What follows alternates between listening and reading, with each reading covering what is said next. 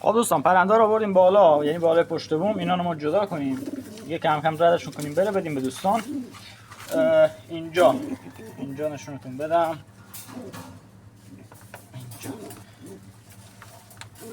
اول این پرنده رو داریم، ببین یکی دو روزه باید درست بشه. این چشش افتضاح، 2 روزه باید درست بشه. حالا فیلمش واسهتون میذارم کلیپای بعدی. برو ببینم. خب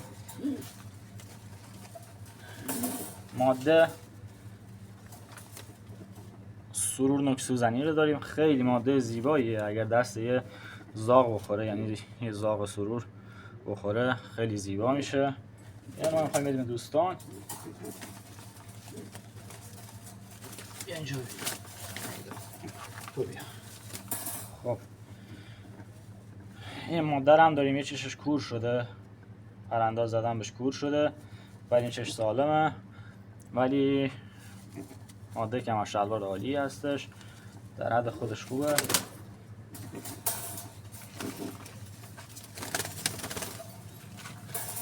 این نر سینه سیاه مولد گنجه بوده. خب جوجه‌ای میده در حد بنز، ولی خب چون ما پاکش نکردیم این شکلی پرنده خیلی کشیده هستش. روی دستم مشخصه، رو قفسم میگیری مشخصه. خب پرنده خیلی کشیده هستش، پرنده سن بالاییه. مادهش رو گربه خورد دیگه، مادهش میشد، ماده‌ای که این پرنده رو دستش زده بودیم میشد مادر همین پرنده، یعنی این پسر رو زده بودیم دست مادر خودش. جوجه خیلی عالی داره بود، مادهش رو گربه خورد و دیگه چون ما مثل مادهش رو پیدا نکردیم به کارمون نیومد. این هم حالا یه جوجه پلاکیه واسه یکی از دوستان، داد به ما، هم دیگه میدیم به یکی دیگه از دوستان خودمون. خب اینجا ببینم.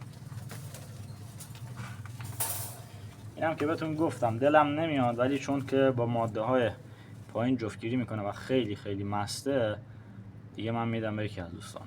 پرنده خیلی عالی، یعنی واقعا تو کل سینی هایی که من داشتم این تک بود از لحاظ تیپ و استایل. برو ببینم.